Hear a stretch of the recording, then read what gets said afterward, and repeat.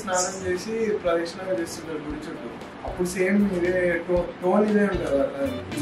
దేవుడి ముందు ప్రదక్షిణ చేసుకుని గుళ్ళకుంటే ఇదే టోన్ చేస్తారు. దానికి కనీసం 5% చేయాలి. ఒకటి నాకు తెలిసి మనం చెప్పినట్టు 9 ఒకటి టైం ఉంది. టైం లేకుంటే విలేజ్కి ఎప్పుడు వెళ్ళినా సరే, హోమ్ టౌన్కి వెళ్ళినా సరే అబ్జర్వేషన్ ఎక్కువ చాలా కీ. నువ్వు అబ్జర్వ్ చేయాలి. ఇప్పుడు నీకు అబ్జర్వేషన్, కాన్సన్ట్రేషన్, రిలాక్సేషన్, ఇమాజినేషన్ ఉన్నాయి కదా మీకు. దానిలో మెథడ్ యాక్టింగ్ ఉంటే అందులో ఇమాజినేషన్, అబ్జర్వేషన్ లేదు. నీకు అబ్జర్వేషన్, కాన్సన్ట్రేషన్ ఉంటే నువ్వు మ్యాజిక్ చేయొచ్చు, నువ్వు ఏదైనా చేయొచ్చు, ప్రపంచంలో ఏదైనా చేయొచ్చు. అబ్జర్వేషన్ షార్ప్, అబ్జర్వేషన్ స్కిల్స్ ఉండాలి, అడాప్ట్ చేసుకోగలగాలి, కాన్సన్ట్రేషన్ అయి ఉండాలి. కాన్సన్ట్రేషన్ అయి ఉంటే ఇప్పుడు నువ్వు ఈ ఎల్లమ్మ ఇక్కడ చూసావు కదా, నువ్వు ఇప్పుడు గడగడ చేస్తావు, చేసేస్తావు, అది వచ్చేస్తుంది అంతే.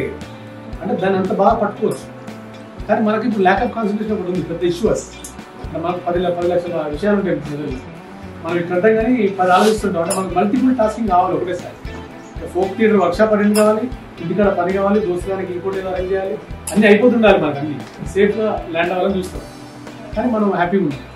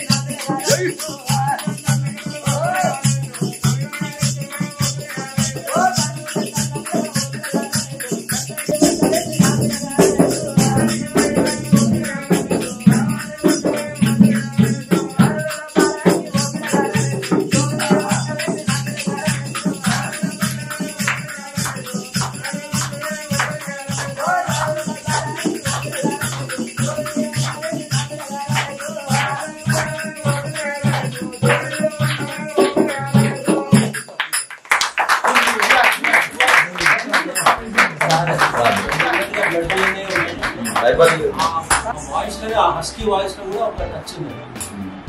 మీరు అందరు కూడా ఎవరి వాళ్ళు అదే చేస్తారా, ఏదైనా చేయగలుగుతారా? చేస్తాం ఏదైనా చేస్తే ఇప్పుడు నేను ఇది కూడా నాది ఇదే విషయం 17 years విషయం ప్రమోట్ అయిన తర్వాత అంటే ఇట్లా అంటే ఏంటంటే ఏడ్చినప్పుడు మామూలుగా ఏడుస్తారు కదా ఆ వాయిస్ సేమ్ అదే వాయిస్ పిల్లలు చనిపోయినప్పుడు ఏడుస్తారు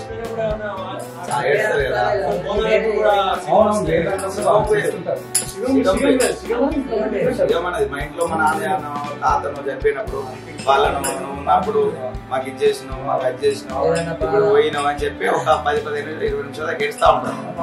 అందులో మనకు ఆటోమేటిక్ గా వచ్చేస్తాం. ఏదన్నా బాగా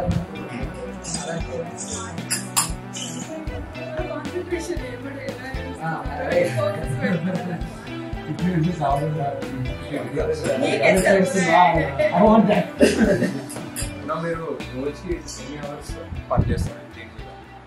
మా వర్క్ బట్టి పెట్టి దేవుని పెట్టి తర్వాత వేషధారణ ఆడేశం ఉల్లేశం ఇట్లా కట్టి నేను ఇద్దరు వాళ్ళు వాయిస్తుంటే మేము కథ చెప్తాం. కథ తర్వాత దేవుని అక్షంతలు వేసి దేవుడిని మళ్ళీ తీసి మళ్ళీ ఇంట్లో పెట్టి వాళ్ళ ఒక్క తినిపించి ఇంటికి వస్తాం.